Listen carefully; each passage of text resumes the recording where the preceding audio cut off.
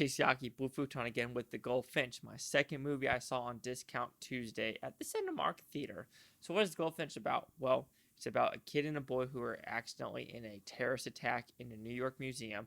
The mother dies. The boy takes the painting because another bombing victim told him to kind of take it because he was in a little elusive state. So he took it, and during the time of him growing up, the painting was the only thing kind of keeping him close to his mother because it links him to the attack, and he starts forgetting what his mother looked like and everything. So it feels like this painting is the only thing that connects them two together. And during the whole thing, it's like he thinks it's his fault, and it's a very back and forth story of him kind of like as a 25, 30-year-old, and it goes back to him as a kid, going with Luke Wilson, his dad, with kind of his step family with Nicole Kidman.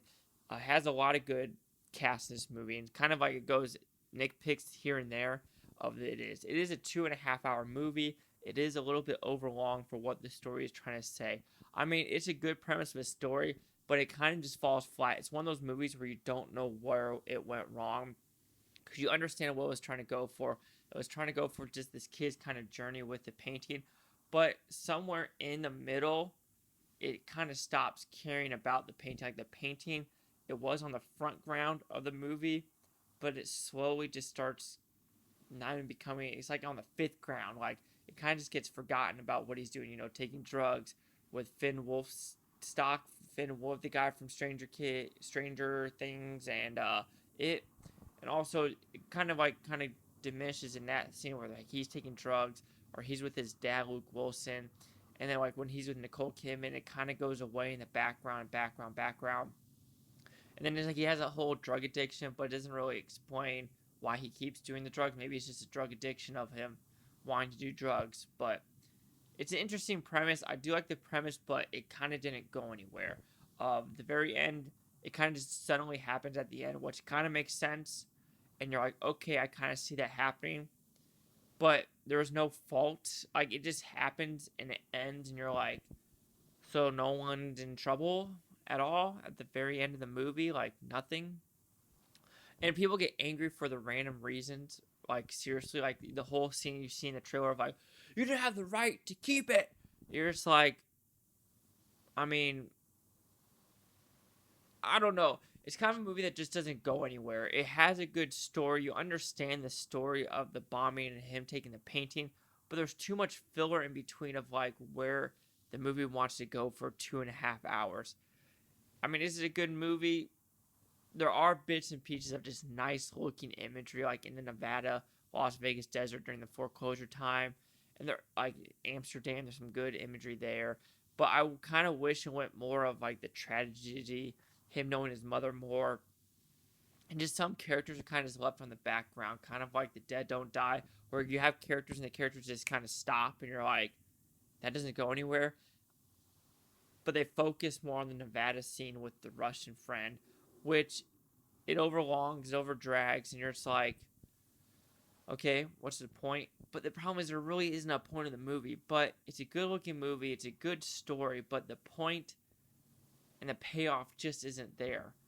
So this is one of the weird ones where you're like, it's a good looking movie, it's a good feeling movie. You understand the point, you understand the message of what this kid's going through, but some of the characters just left in the dust.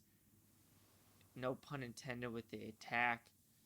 You just kind of, the Goldfinch doesn't become the Goldfinch anymore. It just doesn't. It's not the foreground of the movie anymore. So the Goldfinch will receive a 2.5 out of 5 of Futon goes at 50%. I'm on the fence with this one because I even slept on it and I'm like, I don't know what to think of this movie. I still don't. But we'll see the critics' news scores gave the Goldfinch. So you have the Goldfinch, the critics, 27% with 155 of them. The user scores a 73% with 1,185, and here's the critic consensus. Beautifully filmed, yet mostly inert. Inert. Yeah, let's go with inert, guys. The Goldfinch mishandles its source material, flattening a complex narrative into a largely uninvolving disappointment. Well, as a person who has not read The Goldfinch, I can only go by the movie of what, because I know it's based off a book, but it's a decisive movie, guys. I know it bombed at the box office when I thought it was going to get 8 million, it only did 2 million. But yeah, just some scenes of like, also something that happens to him when he's engaged. You're just like, really? You're just gonna. I know you want to don't hurt Nicole Kidman's character. You're just like, it's. I want to call it a decisive movie. I don't know. It's hard to. I'm dead center with this one, guys.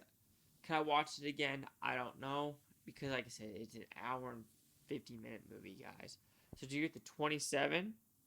I had to peek the 50 or the 73. Chase like the blue futon. Like, comment, subscribe. Let me know things. Booftontopia, you Booftonians. Thanks for watching. Have a great day. I still got to do my Steelbooks, even though I didn't buy a Steelbook. And Box Office Wednesdays. Let's do this to this.